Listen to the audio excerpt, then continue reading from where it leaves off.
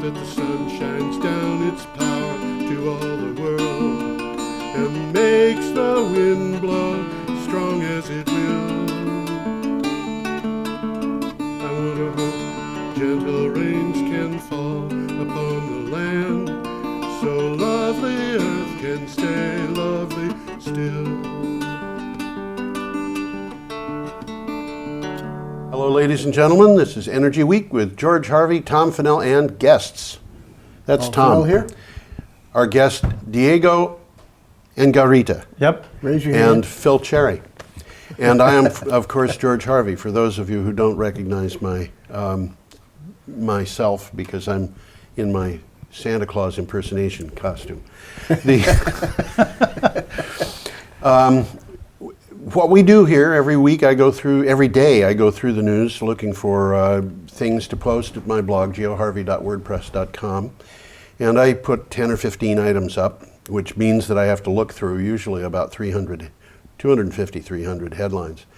But they get collected at the blog, and at the end of the week, or end of a week's time, Tom and I go over the things that we think are the most interesting ones there.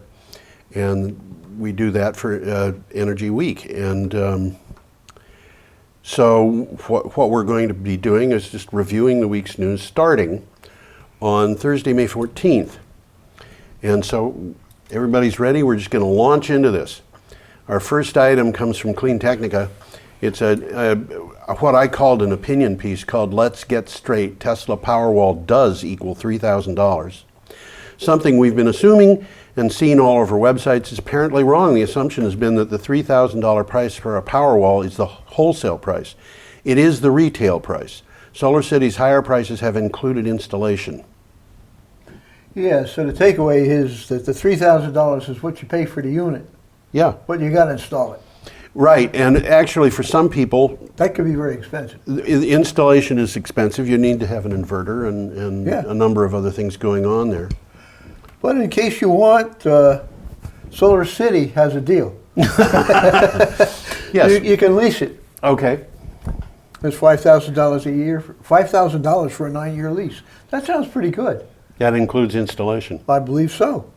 Yeah, I wonder if you can buy the unit when you're done. Do you know, Tom? That I don't know, but okay. I would imagine you could. What are they going to do with all these used units? They're going to recycle. They're going to recycle them. There's a lot to recycle in there. And inside of 9-10 years, there's going to be new progress in the industry, so maybe you're not going to want to buy that. Okay, should we go on? Yes. Why not? Clean Technica also, everything on Thursday was Clean Technica. An interdisciplinary MIT study, The Future of Solar Energy, says today's solar panels are all that's needed to supply the world with many terawatts of clean solar power by 2050. A terawatt is a million megawatts. The other main point of the study makes is that it will take political will to finally wean the world off fossil fuels. That's the importance of this article right now. Yeah. From the article, it said what we don't have is a combination of financial incentives and political muscle that it will take to break our old habit of pumping fossil fuels out of the ground to satisfy our modern lifestyle. Yeah, well, you know, Tom, you and I have been talking a lot about how inevitable it is that we're going to be moving to renewable power. Economics are going to determine it. Exactly, and that is where I think the political will is going to come from. Yeah, I think so. I think you're absolutely right. But we'll see more of that in this broadcast. Okay, our next item. I have a quick takeaway here. Oh, yes. This is also from the article. We have all the tools we need to produce the energy we need from renewable resources. Now all we need to do is make up our minds to put those tools to work. Right. Bingo, right on the money. Solar City is on track to install more than 1 gigawatt of rooftop solar in 2015. The company reported installations of 153 megawatts during the first quarter, beating its own forecast of 145 megawatts. The company has set a target of 1 million customers by the middle of 2018. It now has more than 218,000. That also from Clean Technica. What do you have a picture of, Tom? A bunch of rooftop panels. Oh. This is a city in Germany. Yes. That's a real picture. It's a real picture of real rooftop panels. Almost everybody in that town's got rooftop. The world is turning blue. Just a little more information on this. Solar City is the largest rooftop solar company in the United States. Right. Now here's the not so well guarded secret. Its chairman, Elon Musk, is also the CEO of Tesla Motors. Yes, that is not a guarded secret and at all. also SpaceX. I'm not even sure I know what SpaceX is. He's interested in Exploring space. space travel. Yeah. Yeah. It has pioneered many of the market innovations such as no money down leasing. Interesting solar, concept. yeah. That has driven the explosive expansion of rooftop solar in America. Right. So if you don't have the money to put the rooftop solar, they have a program for you. Yes. Which makes a lot of sense. Actually, there are a lot of places around here that do. Yeah, Vermont's the State Employees Credit Union has a program. Yep. Right? They're local. And I have a feeling that our guests will have something to say about this too. Mm-hmm. You're You can allowed to pipe in speak up. anytime Just you want. Sure. out with it. Yeah, I mean the Solar City model about leasing, it's achieving the environmental goal, but in terms of transitioning both our energy and our economy, in Massachusetts, there's a lot of leasing companies that are just taking a lot of the benefits that are set up for residents to actually own it. So that's the trade-off, is that you might be able to lease no money down, but you're giving up a lot of benefits that are really set up for you as a resident to take advantage of. Right. Now, Co-op Power is involved in installation of solar. Yeah, so we have a network of solar installers, startup companies that do the solar installations, and we work with them and we refer our members there, and then we give our members back a rebate once they've gotten their solar installation done. And we really help our members to go through the process of understanding the rebates and the SRECs so that they can actually own the means of production of energy. That's a really core value of our co-op. You've done some of what I think I call barn raising, haven't you? Yeah, we have. That's a cool thing for Vermont. It's neighbors helping neighbors. Yeah, I mean, the neighbor-to-neighbor solar hot water installations are really successful. People get really excited about, being able to help each other out and meet new people and acquire those technical skills to install a really efficient system on their house. And actually, there was a new business that popped up that does solar hot water installations, and the guy who started that business, the first time he did installation was at one of our neighbor-to-neighbors events. That's Spartan Giordano. It's an interesting way to start a business. Yeah. Yeah. Well, we should get going on. I think there's more to deal with. On Friday, May 15th, Clean Technica told us that Andrew Blakers, who is the Director of Sustainable Energy Systems at Australian National University, told Australian Solar and Energy Storage Conference in Melbourne that his conservative prediction was that Australia would reach 90% renewables by 2040 just through natural attrition. This is an interesting one when you consider the amount of opposition there is in Australia at the government level. The government, yeah. The people want it, people want it, but the government doesn't. And we're hitting a lot more of that. We're going to see that again. In England? Well, no, we're gonna see other reports from Australia, Okay. and we will get into that some more. So it's interesting development. the utilities and the fossil fuel business in Australia are in deep trouble, and they know it, and they're fighting it tooth and nail, and they're flailing, I think. And of course, the United States, we're seeing the same thing happening. I keep seeing news articles talking about how renewable energy is going astray and it's not helping anybody and it costs too much, and it comes from the Heritage Foundation and the various Cato Institute and so forth, and it all reminds me of Baghdad Bob talking about how the Iraqis were winning the war while there's M1A1 Abrams tanks rumbling down the street behind him. Haven't heard of Baghdad Bob in a long time. What's he doing these days? I have no idea. I have no idea. But it's just the market pressure that's developing is just intense. Now, our next item from Vermont Public Radio says, and this is interesting to me, Lincoln Renewable Natural Gas has filed a petition to construct a renewable natural gas plant at a farm in Salisbury, Vermont. Gas from the biodigester would be processed and made into purer biomethane, some of which would be burned to make power locally, and some of it piped to Middlebury County College for use there as fuel. So they're taking basically the cow power product. They're taking the cow power product, purifying it a little bit so that it won't have problems when it And gets pumping it into a natural gas and system. pumping it into a natural gas system. Yeah, So it's synthetic natural gas. it is indeed, and that's what they call it. It's bio natural gas, synthetic natural gas. Is that correct, or is that actually synthesized natural gas?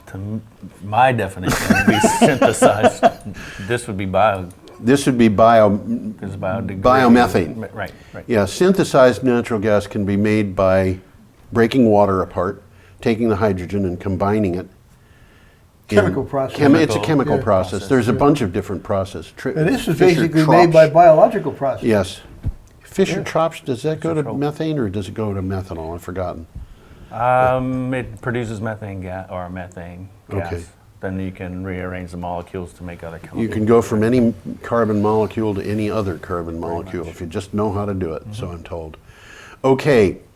Saturday, May 16th, the U.S. Department of Energy has awarded grants to scientists in 5 western states to do research in geothermal methods that can develop the region's huge potential. It has been estimated that geothermal in this region could potentially generate enough electricity to power about 100 million homes. This is a kind of almost neglected industry right now in the United States. Yeah. We have tremendous geothermal potential in some parts of this country, In some parts. mainly the Western Mountains. Right. You know, there's volcanoes out there. Where there's volcanoes, there's geothermal potential. Right. You don't have to have a volcano, but it Yes, helps. as you have mentioned on this show from time to time, Yeah, there's a picture up there of a geothermal plant. Yeah, That's a real one. That's in America. yeah. And they just extract heat from underground from geological forces and Well, what they're doing here, this is a pilot plant, uh-huh. and they're trying to develop the technology that they can export elsewhere. Yeah. It's called the Frontier Observatory for Research in Geothermal Energy, Okay. FORGE for short. And it's a lab. Yeah. They're developing technology that can be used. What's the takeaway here? FORGE's mission is to enable cutting-edge research and drilling and technology testing, as well as to allow scientists to identify a replicable commercial pathway to EGS, which is short for geothermal energy. Okay. In addition to the site itself, the FORGE effort will include a robust instrumentation, data collection, and data dissemination component to capture and share data and activities occurring at FORGE in real time. So this is, as I said, it's a pilot plant and it's a laboratory, and they're hoping that this will generate much better utilization of existing geothermal potential. Right. Our next item is also from Clean Technica. Greenpeace Energy Desk reports that figures from China's National Energy Administration in October 2014 revealing that China's coal use dropped by 1.28% in 2014. However, in March of this year, new data from the National Bureau of Statistics of China indicates that coal consumption actually dropped 2.9%. Well, you can see that up on the map there, up Yes. on the graph. It doesn't look like much, but it's going the other way. It's been going the other up, way. now This it's is going down. significant. This is very significant, I think. It is. The premier of China, I think it was the premier, said that they were declaring war on coal. And I think, in fact, they have actually started doing it. The article said that these non-coal power generation options are only going to continue. Yes, Numerous companies are making moves into the country's solar and wind industry, yes, boosting China's overall value as a renewable energy investment destination. right. So now we're talking about economics again. Yes, and in fact, today I read that the Chinese government has cut the amount of coal that it will import by 25%. That's a big cut. Okay, Daily News Biotech Wired says the Energy Supply Association of Australia, representing the fossil fuel and renewable sectors, has sourced data from around the world revealing household solar PV penetration in Australia is way out in front of any other nation. almost 15% of Australian households have adopted the technology. And this is something they're all doing on their own. That's right. And this is one of the reasons why there's so much political turmoil about renewable energy in Australia, because the fossil fuel industry and the utilities are in desperate trouble. A 15% drop in your customer base is huge. That hurts. And Coal has been traditionally a very large part of the Australian economy. right. And they're unwilling to give up their position. Yeah. But it's going to be forced upon them just by economics. Again, that word. Yes. They can't, even if they could prevent renewable power from developing in Australia, Which they're trying to do. Which they're trying to do, it wouldn't save them. And here's the people that are saying, I don't Yes, care what that's you're right. doing. And the We're government- going to put a solar panel on our Right. roof, and I don't care what you say. That's right. Now they've got battery technology they can buy. And interestingly enough, the politics behind this was the conservatives on Australia saying, we don't want big government putting big money into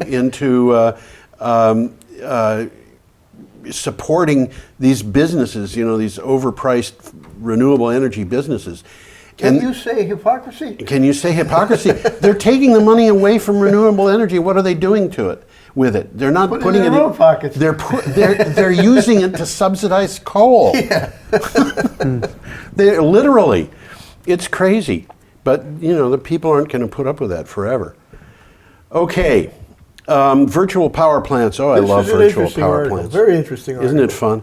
Virtual power plants. Oh, I just lost it. Oh, here we go. Distributed power generation have become a fixture of the German electric grid. While the numbers remain low in the low thousands, there are thousands of virtual power plants? Holy cow. Virtual power plants withstood a 5-year trial period in the electricity market. Now with falling battery prices, they're beginning to change the grid. What do you got there, Tom? Well, what's a virtual power plant? Oh, Okay, and I got an answer to that. yeah. Though the name sounds futuristic, the VPP concept is nothing more than the use of computers to link small, individual, decentralized power-producing systems into a larger system. Yes. They're there already. Yes. Okay, they're just hooking them together. Yes. Controlled together, they can mimic the operations of an entirely new power plant without the logistics and expense of actually building one. And without the logistics and expense of building a lot of transmission technology too. All of that together. This yes. is really amazing. This is tied in with what we've been talking about, microgrids. Right? And It's the future. It's also tied in with other things too. General Electric has been figuring out ways to make their wind turbines more efficient. And they have discovered that by doing something which is virtually a virtual power plant. By doing this thing in which they are mimicking the virtual power plant, they can tie their wind turbines together in a way that makes them 20% more efficient.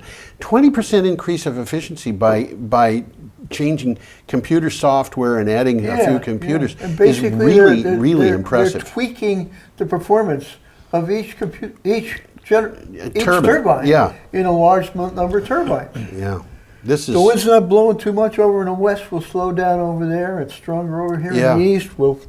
right. Instead of being in a position where in the west, when the wind slows down, you have less power, but in the east there's too much Bingo. power, so you have to shut turbines off. That's part of the deal. Yeah. Turn them off. Slow them down. Whatever. Yeah. So they're talking about a 20% increase in efficiency, which I think is just stunning. All right. Another nice part about these virtual power plants is we've talked about them as serving as a power reserve, but Yes. they can also serve them as in their words, a balancing source that can keep the grid humming. Yes. Yeah. We've talked about It's that before. the whole business of having power 24/7. Yeah. Yeah. Okay, Vermont Public Radio gave us this one. On Friday afternoon, the Vermont Senate overwhelmingly approved legislation that will encourage more renewable energy projects in the state. The bill passed by a vote of 22-6. Nevertheless, it has reignited a debate over the impact of solar and wind projects on communities where they are built. A nice picture there of the Vermont Senate. Yes, And right there in the middle is our two Windham County I noticed senators. that. Yeah, Becca Ballant and Jeanette White. Yep. They're both right Right there. there in the middle Yep. with the black and the pink. Yes. So you can say hello to them if you wish and tell them that I said they're doing just fine. We'll have to let them know. We'll have to let them know. I'll let them know. You know, I know them both. Okay.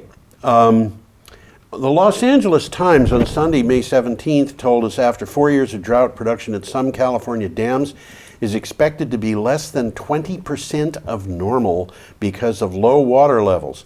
The shortfall should not cause brownouts because California relies on dams for power for far less than it did decades in the past, due to, in part, the emergence of solar and wind.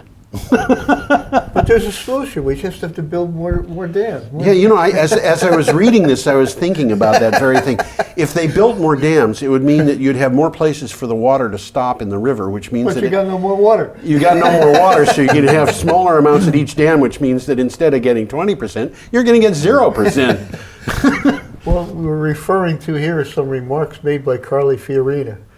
Who said that She's running for president. the drought in California is man-made and by environmentalists because the environmentalists refused to allow dams to be built. Where does this person keep her head? Oh my goodness gracious! Interesting picture of a nice dam, though. This is from the top of Shasta Dam Yes, during a time when there was more water. when there was more water. Oh dear. I really feel bad about it. I sit here and I laugh, but I feel very bad about It's serious. what's I mean, happening. we've all seen some pictures of some of the reservoirs in California. Yep. You walk across them, they're all cracked, you know, there's no water in them, little stream through the middle. They're in deep trouble over there, and Yeah. it's expected that this drought is going to continue. Yeah, there's no end in sight. The next thing that we've got is from the New Zealand Herald. And, you know, this one was one that I found very interesting. Yeah, this is a good one. You like this one. Yeah, compressed air is being studied increasingly as a medium for storing electric energy. While it is not as efficient as many other storage systems, it has the advantage of providing storage over long terms. It's also expected to be utilized at a fraction of the cost of other systems, possibly as low as 10%. Now, you can give up a little efficiency if you can get the thing installed for 10% of the price. That's part of the advantage of this. It's Yeah. inexpensive. And it's also a very old technology. It's been used in ancient Greece. Yes.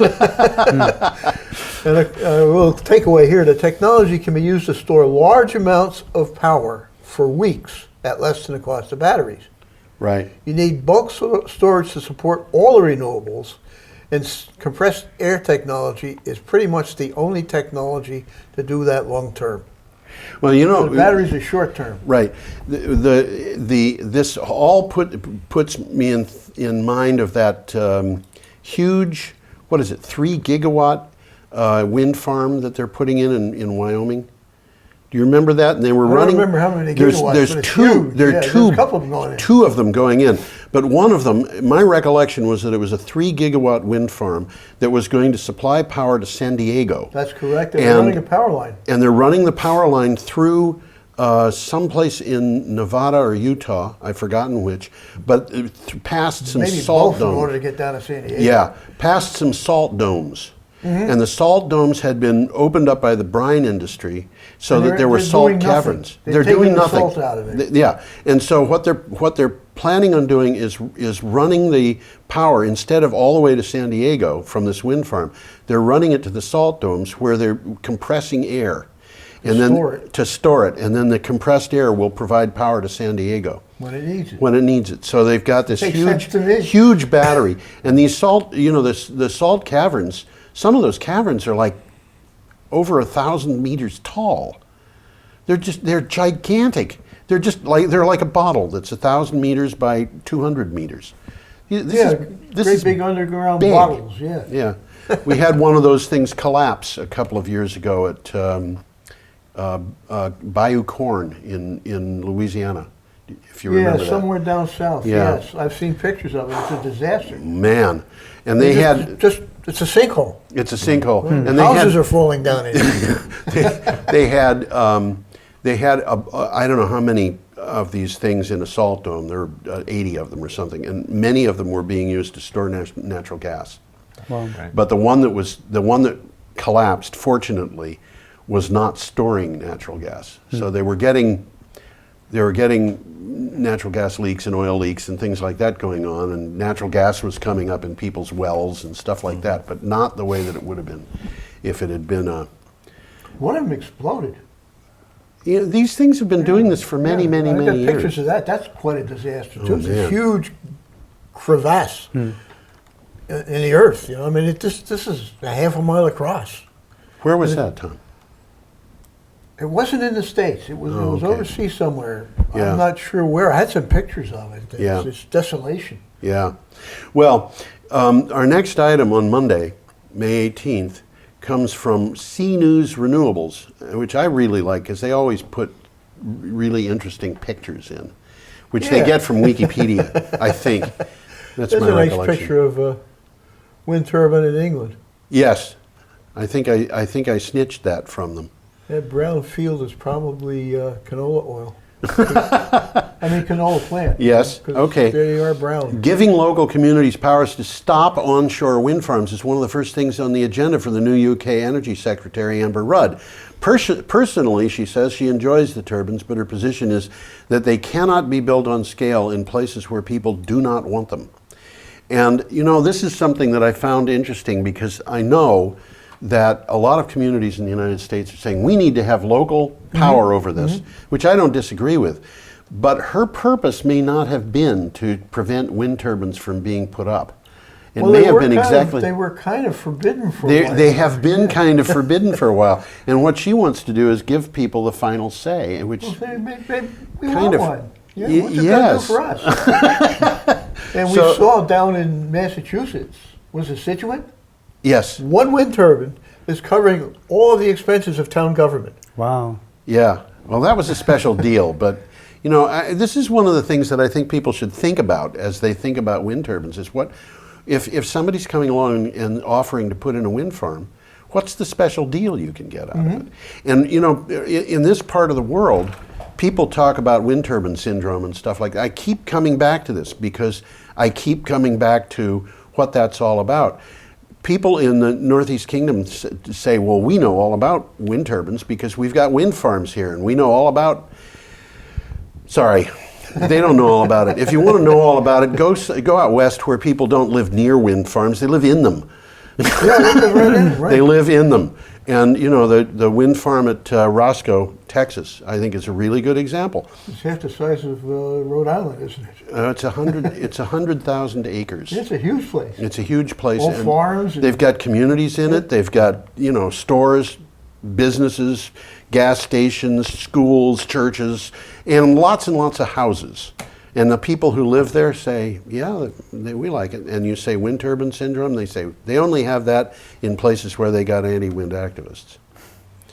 And the Australian Medical Association says that's the connection. Wind turbine syndrome is a placebo effect that comes about because anti-wind activists tell people that make them sick every time they see a wind turbine. It's caused by a virus. And Yes. the virus is spread by word of mouth. Yep, and I'm sure that there are anti-wind activists out there seeing the show who say, bad person. An interesting takeaway from this, they sneaked it in at the end, this lady Rudd Yes? was also cited as saying the government would seek to accelerate shale gas extraction Yes. and ease up rules to allow extraction That's what they from wanna do. under national parks in England. Yes. Wow. Yeah, and there are communities in England that are really, really upset about that. So you're going to give the communities the final say about wind turbines. Are you going to give them the final say about fracking? Well, I think she's got her back against the wall. She does one, she's going to have to do the other. I think so. But you know, I've never been terribly fond of the conservative government in England, but it's a source of fascination for me. Okay. Moving along The- to Australia. Yeah, to Australia. Again. The Age. A deal has been reached to reduce Australia's renewable energy target to 33,000 gigawatt hours after the government agreed to drop regular regular reviews of the scheme. The government and Labor reached an agreement during talks in Melbourne on Monday morning, ending more than 12 months of political deadlock. Now, in case people don't know, that 33,000 gigawatt hours is a reduction from the former goal that had been put in place. 42 or something like 40. that. Yeah. It was 40. And the government, this very conservative government, which is very pro-fossil fuel, very anti-renewables, and very stuck in the mud, wanted to reduce it to, I think it was 28. And the labor opposition said, no, you can't do that. So they've been The fighting. takeaway from this article is Australians don't want these clean energy cuts. Despite overwhelming public support for renewable energy, Tony Abbott, the PM, Prime Minister, Who I'm told is likes to cutting- get into barroom brawls. Oh yeah? That's what I've heard. is cutting the RET, which is the renewable energy target, which will cost clean energy jobs, leading to higher power prices and more dirty energy. Yes. So this is a lose-lose situation. That's what it is. And you know, the reason is, in my opinion, the reason is because of a combination of strong-willed people who happen, and the support they get from the fossil fuel industry. Well, I think it's the traditional power in Australia that's been held by the fossil fuel industry. Oh, yeah. Particularly the coal industry. Yeah, they've been They've exporting had a lot coal. of power and They've they don't want to been- give it up. They've been making the country money. And they have been. They have been. There's no question about it. And there are a lot of people in Australia who are dependent on, or think they are dependent on, the fossil fuel industry making that money. But you know, if the world isn't going to buy your product, you don't have a product to sell anymore. Well, I don't think the little guy who's got a solar panel on his roof is contributing much to re-election campaign. Probably not. And I Yes. think the coal companies are. Yes. Okay. Happening here too. Yep. Now this one is one that I think is really interesting. It comes from wired.co.uk. A house in the hills above Stuttgart Ah, can. you skipped one. Did I? Yeah. Oh, I'll go back to it. At least- This is from unless I got an Renews. extra one. Greenhouse gas Yeah. emissions from installations covered in the EU emissions trading scheme fell by 4.5% last year. That's the one. That's the one. Yeah, that's a good one too. In part due to the impact of renewables, according to the European Wind Energy Association. It is of interest that power sector emissions fell substantially more than industrial emissions. But you know, a 4.5% reduction in 1 year is impressive. That's significant. That is significant. significant. Yeah. Now, the article says that renewable power plants accounting for 79.1% of new EU power plant installations in 2014. So almost 80% of all new construction has been renewable. Well, that's about what it has been this year in the United States. You know, and The times they are changing. the times they are changing, and I don't know if any coal plants are being considered for construction in the United States. I seriously doubt it. But we've got a whole bunch that are being closed down. Yep. And we've got a bunch that are being converted to natural gas. Yep. And I don't know what has happened to the natural gas plants coming online, but my bet is they're being reduced drastically. I think they have to. Well, you know, I think the natural gas isn't as plentiful as it was originally. yeah, and expected when you to go be. to the bank and say, I want to get a bond or take a loan or whatever to put up an energy plant, they're going to want to say, okay, your bond is 20 years. What's the price of fuel going to be 20 years from 20 now? years. Now, with natural gas, you don't know. You don't know. With the wind and the sun, you know exactly how much it's going to cost. What's that number, George? Put it up on the screen. Oh, 0 is such a wonderful number. Okay, now we're to the house in the hills above Oh, Stuttgart. yeah, Stuttgart. This is neat. This is very neat. The house in the hills above Stuttgart can theoretically generate enough energy to power itself, an electric car, with leftovers to go back to the German national grid. The B10 house is designed to generate 200% of its energy, a target it hopes to hit within the next year. Almost the entire house is also recyclable. Everything's recyclable, yeah. Yeah, everything. That's cool. This Yeah. picture of it being installed. They built it in a factory. Wow. And they've hauled it to the site. It's up there on the screen. Well, you look in front of you. Oh, that one's Yeah, bigger. the one that's bigger, that's right. And they've got a crane there, and they're installing it. I got a couple of other pictures here. I think this is very cool. It's not a surprise to me. I mean, In Germany? Here's a couple of other pictures of what it actually looks like. There's no limit to there's no theoretical limit to what you can get out of a house. You build it taller and have solar panels as you go up. Germany is really great with their energy efficiency innovation. They Oh, are it's very amazing. good. We've They're been talking absolutely about that amazing. a lot on this show. Yeah. They're setting the pace. Yeah, don't you enjoy this? Yeah, this is great. I never have any time to watch any news, and if I do, usually none of this is on there. Right. You Nobody can talks about access this this on your computer. Yeah. Just go Yeah. to Brattleboro Community TV BrattleboroTV.org. and look for Green Energy. You look Times. for not Green Energy Times. Energy Energy Week. They have a search up in the upper right hand corner. The Energy whole Week. trick to that is you have to push enter. It does. Clicking it with a mouse won't do it. Okay. That I think is just an incredibly cool thing that they're doing over there, and I mean, I know people who have houses that are 100% self-sufficient, But this is it's- 200% This is 200%. This means you own the house. Not only do you not pay a power bill, but they pay you. They pay you. Yeah, and there's no reason why you shouldn't do that. And it reminds me very much also of somebody I met one day, and I was talking about energy, and I said, things have gotten now to the point where you can build a house and have it 90% of the way to being passive, which means that you've cut 90% of your fuel for the same price as You can heat the house from conventional the rug on the technology. bathroom floor. That's right. It's the same price as conventional technology. And her jaw dropped, and she looked so disappointed. And I said, "What's wrong with that?" And she said, "I just bought a new house." Oh, dear. Now, the takeaway from this thing, this is a pilot plant. Yes. So if it's successful, it certainly looks like it's more than successful. Yes. They're going to be selling these things all over Germany. Oh, you think they're going to stop at the borders of Germany? No, they're not. No. I mean, if they can put it on a truck, they can bring it almost anywhere. Yeah, you could put one in Brattleboro. And if not, you could build them in Brattleboro. You could build them all over the place. Yeah, that's a good idea. Maybe the people at Bensonwood would do that.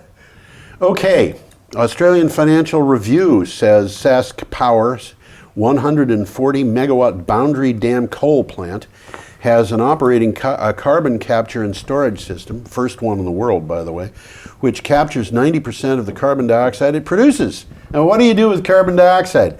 Well, what they're doing is they're selling it to a nearby oil field for enhanced oil recovery, also known as fracking, and they bury the rest, from which it's interesting going here. to seep out one day. This is an old plant. Yes. An old coal plant that they were about to close, Yes? and they've run it up to modern standards, and they're going to be capturing, well, they say 90% of the carbon that it produces. Yeah, and that costs them 17 to 18% of the power they produce. Yeah, they which lose is, 17 to 18%. Yeah, I think the whole thing is a desperate move to keep carbon plants going, honestly. Well, you could very well be right. Yeah. You could very well be right, but it still is a good thing. Well, you know what, Tom? You don't think so? I don't think it's a good thing. You put that carbon dioxide underground, and it's going to It's seep out eventually gonna one come day. out. Yes. Yeah. And Well, there are better ways to do it. yeah, and sell it to the oil company for fracking? No. Come on. That's not good. Okay, here's something good. This comes from New Food. What do they have to say? Unilever has saved 1 million tons, that's TONNES, which means 1.1 million tons, TONS, of CO2 emissions since 2008 in its manufacturing network. Energy consumption has been reduced by 20%, the same energy used to run 40 factories, or the carbon of over 800,000 acres of forest per year. This has also resulted in a significant cost savings of 224 million euros. I could do something with 224 million euros. That's $275 million, Bob. Yeah, that's what they got.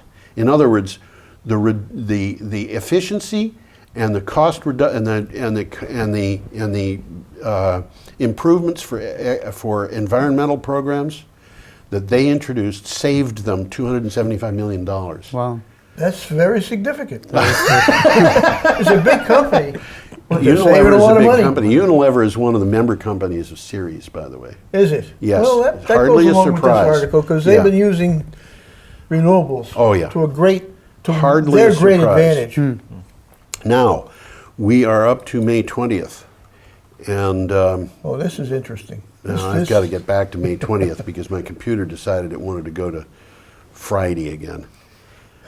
Computers are they're such lovely things. Did you know that artificial intelligence was achieved in the 1980s? I didn't know that. Yeah. Yeah. It came out initially as artificial malice. It's never gone past that. Okay. The world's first electric car and passenger ferry. Have you got a picture of this I thing? certainly do. I got a lot of pictures of it. Powered by batteries, has entered service in Norway. The ferry uses only 150 kilowatt hours per route, which corresponds to 3 days' use of electricity in a standard Norwegian household. The ferry is powered by lithium-ion batteries and charged by hydropower. This is from the Maritime Executive. That's a lot of electricity. That's about It is that. double or more than double what an American household would be. But I'll bet you that includes their heat. I think they included that. Something like 4 or 5 Norwegian households. Yeah, they get it's close to 100% significant. of their power from renewables in You got to Norway. look at that picture. We got some more pictures down later on, and Yeah. we probably have time to show them. Yeah, That's a lot bigger than it appears to be in that picture. isn't that an Handled interesting looking 300 boat? some passengers and 120 cars. So it's a pretty big sized ferry. Yeah, and they saved. There's a thing in the article that says I think they saved 60% or 80% or something on their fuel costs. 60%. Yep, that's Yeah. right there in the article. Yeah, and this is because they've gone to this thing that doesn't use fossil fuels. And interestingly enough, the grid that supplies that ferry with power doesn't carry enough electricity to power it. So they have to have batteries on the shore. So what they're doing is they're charging these batteries all the time, and whenever it gets to shore, it grabs a little of that saved up energy. Well, while it's in the port, it's running off shore power. Yeah, And then it goes back and forth on its battery yeah, power. yeah. And it's very brilliantly conceived It's- here. it's beautiful. These guys, they dotted all their I's and I- crossed all their T's here. Yeah, I had quite a lot of fun looking at this thing when I found it. We'll go back to it at the end. We will, yeah. Yep. Okay, the next one is from the Daily Star. German Chancellor Merkel and French President Hollande jointly pledged yesterday, being Tuesday, the 19th, pledged to do their utmost to ensure an ambitious UN deal to combat climate change is reached this year. The EU's two biggest economies also urged other countries to do their part in helping achieve a global push to cut emissions. Now, this is particularly interesting because this is just two people, but the prediction that came from the UN was that the statement from the UN was that negotiations worldwide are ahead of schedule. This is a complete turnabout from the last time they did this, where nobody was able to agree on anything. It looks like these people are really, really serious about getting their acts together. An interesting sideshow here is several dozen ecologist protesters shouted, "Stop coal, protect the climate," Yes? as Merkel and Hollande arrived at the meeting in central Berlin. Environmental group Greenpeace set up a 20-foot high model of the Eiffel Tower, converted to a wind turbine. And there's a picture of that. Do you have, I got that does the picture, picture yeah, show let me the bring it wind up. turbines that are in the Eiffel Tower? No, it shows the. They should have done that. This is Those are the very gimmick. cool. This Yes, is there the you go. Greenpeace gimmick. But you remember that we had Yeah, we we had a had- thing on the show about the Eiffel Tower has wind turbines Really? built into it. Yeah. Huh. yeah, they just put them in their vertical Vertical axis. and they are helical. They're kind of neat. Twisted Savonius. There's something twisted about that name. And our last article, before we get back to the Norwegian ferry, comes from Business Spectator, and I love this one. In Alaska, and by the way, Kodiak Island has a population of 15,000 people, so this is not Not the immaterial. size of Brattleboro. Yeah. Faced with climate change, high electricity costs, the Kodiak Electric Association has set a goal for producing 95% of the community's electric needs with renewable energy by 2020. However, they actually arrived there well ahead of time and are now 99.7% renewably powered by wind and hydro. Wow. Well, they're starting out with 80% of it as hydro. Yeah, well, they didn't have that They've far got to a go. lot of that to begin with. But even so, But they've been using diesel. yeah, And this for island 20% is a of their large power. island, but it's only 15,000 people on it. They're distributed all They're all over the place. And all these little communities had diesel. And they've replaced virtually all of them. So basically what they've got is they were getting 20% of their power from diesel. Yeah. And they, in the course of just a couple of years, replaced that primarily with wind power. And Almost 99.7 isn't that is something? wind and hydro together, so there's maybe a little bit of solar. Maybe they're going to get one of those Tesla batteries and tip the whole thing to 100%. Okay. Interesting backstory here. Yes. A little argument started by Sarah Palin, who said that Kodiak Island is the largest island in America. And the people from Hawaii had a little bit to say about it. Oh, well. So she answered it. Well, Kodiak Island has a longer shoreline. That might And be it does. true. It does. Yeah. I got a picture of Kodiak. Yeah. I'll bring Alaska that- I'll bring has a that one pretty up here. impressive shoreline. Yeah, it's up on the screen now. That, So there's Kodiak Island. yep. And if I scroll down, you can see where it is in Alaska. It's down in the lower corner there. And it's very irregularly shaped. And there's other surrounding islands that, depending upon whether you call them part of Kodiak or not, it's either bigger or smaller than Hawaii. Oh, really? Okay. If you just stick to the island itself, Hawaii's, we're not talking the state of Hawaii, we're talking the island of Hawaii. Yeah. Yeah. But this is interesting. It, very and interesting. it is interesting that they'd be able to make that switch as quickly as they did. Okay, Tom, you want to get back to the Norwegian ferry? Well, yeah, we got the Norwegian ferry coming. We've got a up few here, minutes so to why go don't here. I'll put it up on the screen and then we can scroll through it a little bit. You can see how big it is because there's a truck and a bus on board, so it's a pretty big ferry. And we'll move on down to another shot of it. This makes it look bigger than the other pictures too, and it's a nice looking boat. It really is. It really is, yeah. Now, the purpose of these things in Norway is not so much to ferry people out to islands, is to cross the fjords. Yeah. You got a settlement on one side of the fjord, a settlement on the other, and to go around it by car on the land's 100 miles, but it's only about 6 miles across. Yep. So they've been using these ferries forever, but this is the first electrical version of it. You might call it a pilot plant, but it looks like it's going to be a successful one. It And looks, it ultimately, this is a very good use of electric. yeah, it's electric very power. impressive. They've dotted their I's, they've crossed their T's, they've answered. And the most of idea that this would questions. cross, that this thing, which is huge, would cross the fjord using 150 kilowatt hours of electricity is impressive, I think. Well, they're saving 60% of what they were spending on fuel. That, I think, is impressive. Now, here's a Here's picture a of picture. it in You the dock. again, you see a person standing on the deck, cars there. And off to the right, there's that tower, Yes. and that tower is the recharging station. You can see. Let's see if I can get a picture. Get my arrow up there. No, the arrow doesn't want to come. Doesn't want to be shown. Okay. Well, But that's the plug. That yeah. comes down and plugs in. On the We'll right, get yeah, into a we will little get bit to of that. On little the right closer. side of the ferry there, we've got the superstructure, which has the bridge on top. And that's kind of almost white for the most part. The tower that Tom is talking about is more grayed out, and it's to the right of that, and almost as tall. We've got another couple of pictures of that coming Yeah, up. we so will let's see. we will see more. Here's a picture of the battery. These are not small batteries. These aren't automobile batteries. These They're are not significant. automobile I think batteries. the battery weighed 6 tons. 6 tons of lithium-ion battery is a lot of That's battery. a lot of battery. Yeah. Yep. This is what the driver sees in his You know, I've been little in bridge up there.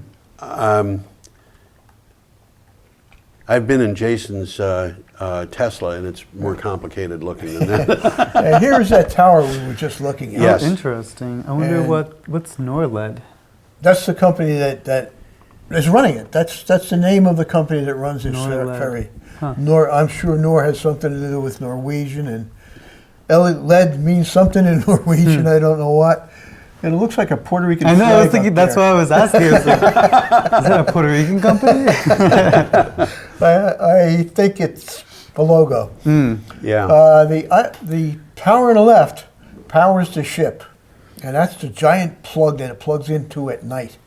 The smaller tower on the right is when the ship is in its dock, and there's one of them on each dock on both sides. The ship plugs into that, so while it's in its dock, it's not using its own power. It's Wow. using the power from this, which is also battery powered, And and it recharges when the ship isn't Yeah, there. as you said, Tom, the people who designed this thing They had their their research. thinking caps on. Yeah, they had their thinking caps And they on. even got old tires there. Those look like big old tires. That's Here's another picture Here's the of plug. the plug. Yeah. Boy, I This, hate to have that drop on. oh man, I'll tell you. Yeah. I don't think it would hurt though. It'd probably You wouldn't know. blow you away. And here is a And- picture of the plug from above. And then there's the socket down the bottom. And then they lower it down They there, lower and I'm it sure down. somebody guides it into place and click. Yep. I think this is That's the the end. end, I think. That's the end. Yeah. So it's quite an interesting concept, and I Beautiful expect pictures. we're going to see a lot of these. Now, we've talked about this before, but there's another very good use for batteries is in buses. Yes. And the most brilliant source that I saw is they've got under the pavement recharging stations. Yes. So when the bus is stopped to pick up passengers for 3 minutes or something like that, it recharges the battery till it goes to the next bus stop. Yep. So it doesn't need to have the huge batteries that you might otherwise have.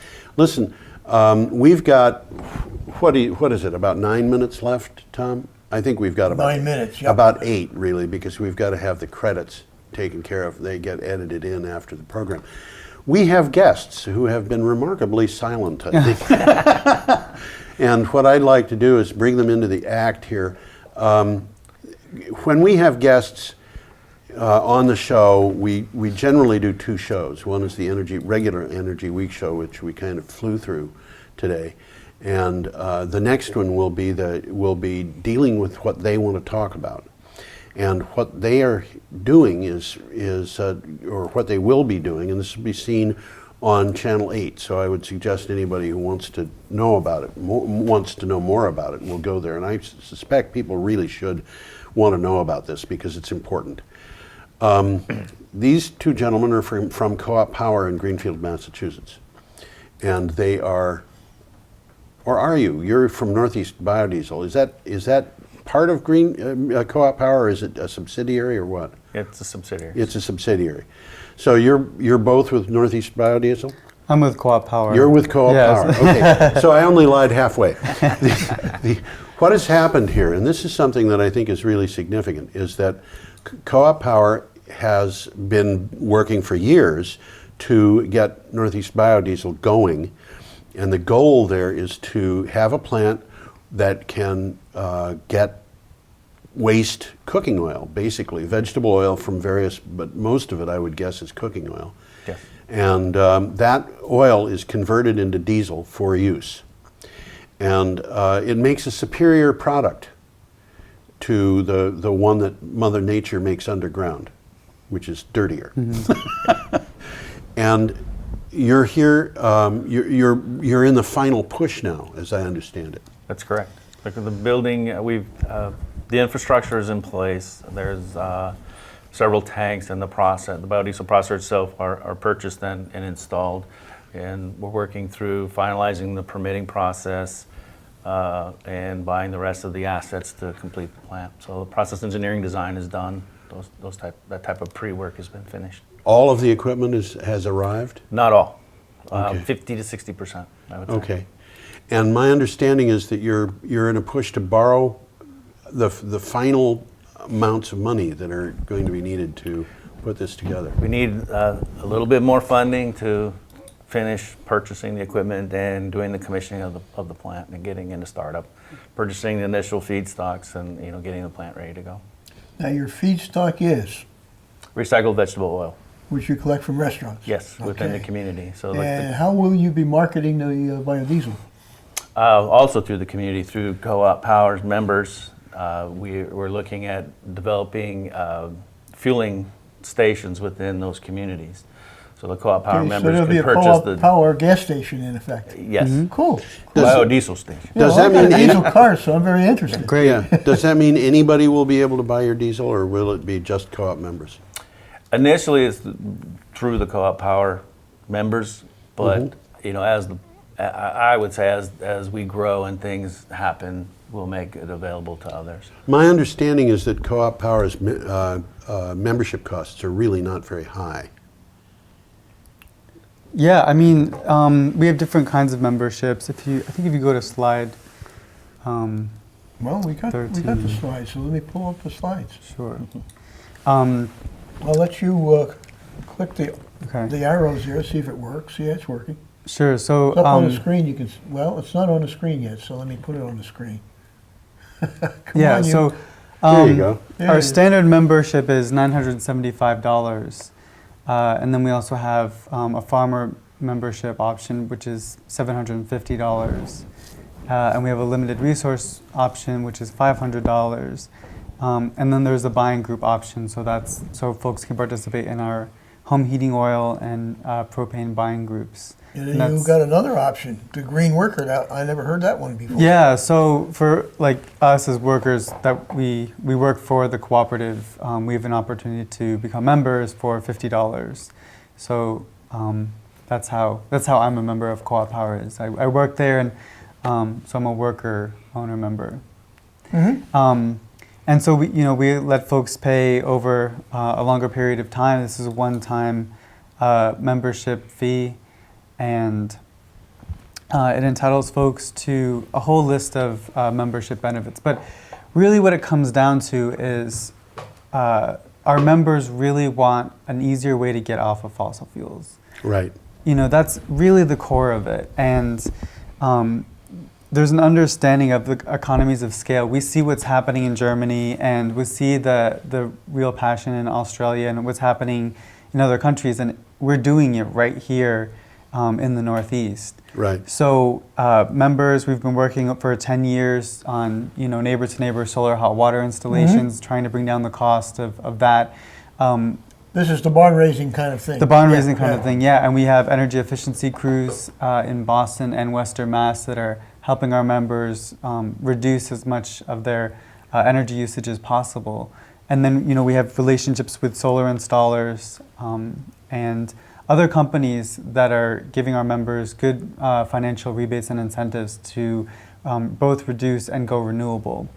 And biodiesel, it's a really essential component of giving our members a product that they can be coming back and consuming over and over again. We look at fossil fuel freedom in 4 categories: electricity, heating and cooling, hot water, and transportation. And the biodiesel can be used not only in diesel engines, but also mixed with home heating oil systems. Yep. And so we're partnered with Cernak Oil in East Hampton, Massachusetts, and they're delivering B20 right now to our members. And so B20 being 20%. 20% biodiesel. biodiesel mixed with home heating oil, and they're really excited to be partnered with us. They see the future, and they really support us, building up our membership and building up our biodiesel plant, moving Massachusetts from being only fuel consumers to being also fuel producers. And at that point, I think it's probably time to end this show. We have about a minute left. What I want to do is invite everybody who's watching this, which is going to be people who are watching the cablecast system, to go to channel 8 and look at the show that we will have there that will be devoted entirely to co-op power and biodiesel. It's going to be a different time schedule. It's going to be a Yeah, different look at time the schedule. time You can't just schedule, yeah. switch over. But look at the program times, and you'll see that it'll probably be on several times during the course of a week, Well, and it probably will be half a dozen times. Yeah, and it'll be available on at BrattleboroTV.org and YouTube. So we will say goodbye to everybody, And hope to have you watching us next week. We've got some exciting stuff coming up because I know I've seen some of it already. I'm George Harvey. This is Tom Finnell. Diego Angarita and Phil Cherry. Very good. Got it right. See you later. Bye.